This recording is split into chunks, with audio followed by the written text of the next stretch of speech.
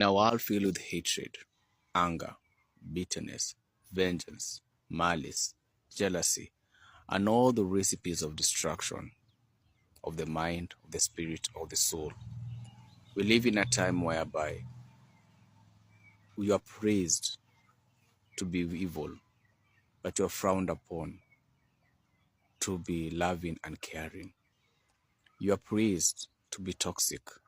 You're frowned upon to want a healthy relationship or boundaries. You are praised to be able to destroy your body. You're frowned upon for being able to take care of your body. And so becomes a society and a culture that is built on cold-heartedness, built on vengeance, built on repeating the same vicious cycle, one generation to the next generation, one bloodline to the next bloodline. But you may be the one person who decides enough is enough, whether you are from a family or a background or a community that is known for its wickedness, or you're from a family or a community or a bloodline that is known to be the victims. It takes one person to stand in the gap and say, not anymore. One person to be the dam, and all the water is now saved. But that takes strength, that takes resilience, that takes discipline. And that can take physical hits, spiritual, digital. You can be isolated. You will be called names. You will be crushed. But someone has to make the change. And maybe that change is you. Maybe you are the only one who understands best the history of where you are. You see, if history is not laid down well from one generation to another, then history can be distorted. If you take 5 people and give them the same story and listen to them give a narration of the same story, you'll hear them narrate it differently. They may end up giving the same point. However, their part in that conversation will be very different. But they still get the job done. Only that the wealth of that information may not be. And in a time where technology rules, misinformation, propaganda becomes the king or the queen. And the problem is the truth becomes distorted, silenced, pressed down. And if this misinformation falls in the wrong hands, whether it's politicians, whether it's technocrats, whoever it may be, eventually it will lead to a time whereby nobody knows the truth. And so the lie is celebrated. It is sad where we are seeing children being so taken advantage of by their own family, parents, people are supposed to protect them. When they run to a community, the community does the same. When this child grows up, they start believing maybe this is how society is supposed to be. We live in a time whereby criminals are celebrated, documentaries, everything. Why are you a criminal? All these things. But we never hear the voices of the victim who found themselves in a situation they were never meant to be. They were targeted. They were targeted because they were isolated. They were targeted because they didn't want to be part of the crowd. They are targeted because of their innocence. But where are their stories? Who hears their stories? We're living in a time where because you're a religious person, whichever religion you represent, many take advantage of children or men and women who are vulnerable and do all manner of heinous crimes. And when it's exposed, we see people who, instead of being able to stand up for those who are victims, they become the ones to say, those people are the problem. In fact, those people are possessed. All these excuses. And so what happens is the perpetrator has more strength. And it's all fun and games until these people who are enabling this behavior, their own becomes a victim. But there are people, even when that happens, they will still give an excuse. Why?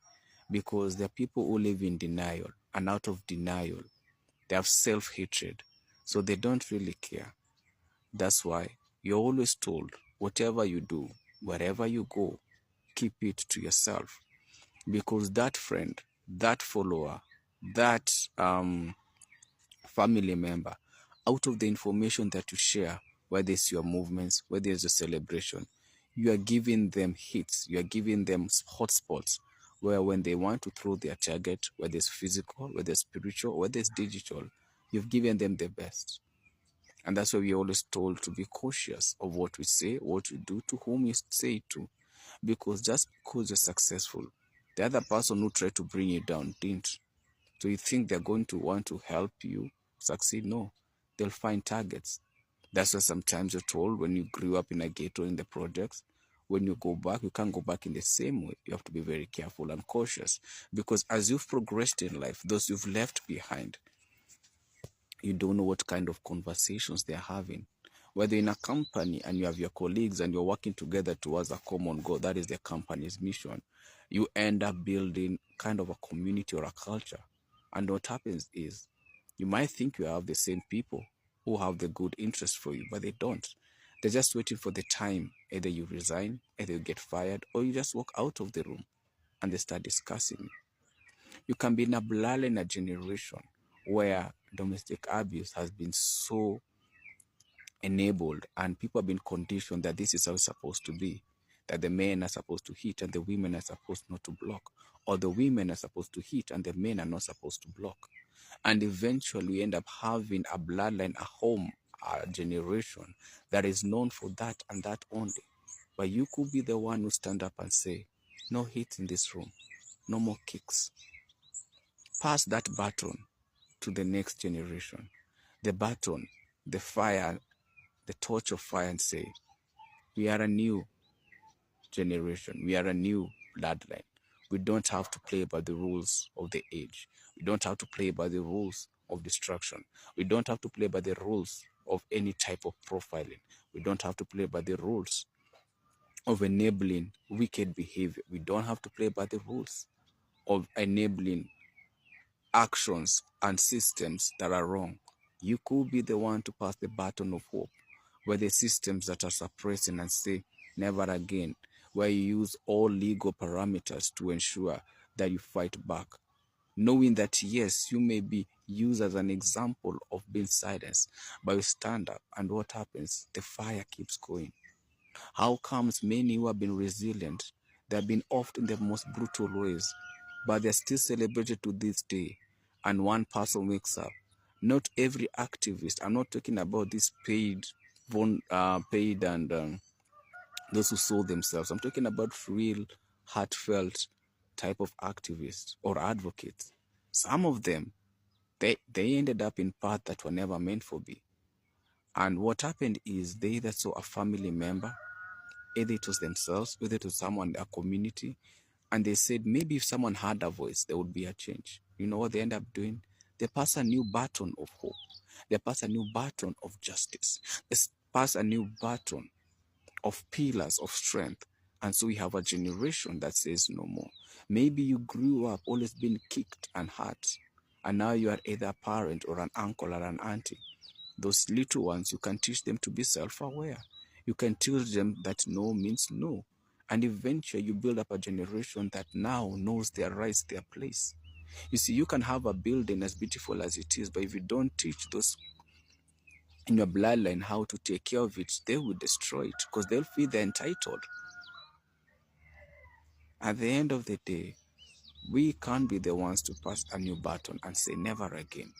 No more crying, no more hatred, no more bitterness, no more vengeance, no more racial profiling, ethnic profiling, religious profiling. No more allowing things like sundown towns to be known for where we are, because in every place there is always going to be a town that you never want to pass past 7 p.m. They are there. Wherever you live, if you do your good research, you'll find one of them. But you can be the one and say, this culture, this system, not here. We allow people to be able to feel safe. You could be the one to save a soul, save a generation, because you never know who you're going to cross in this path of life.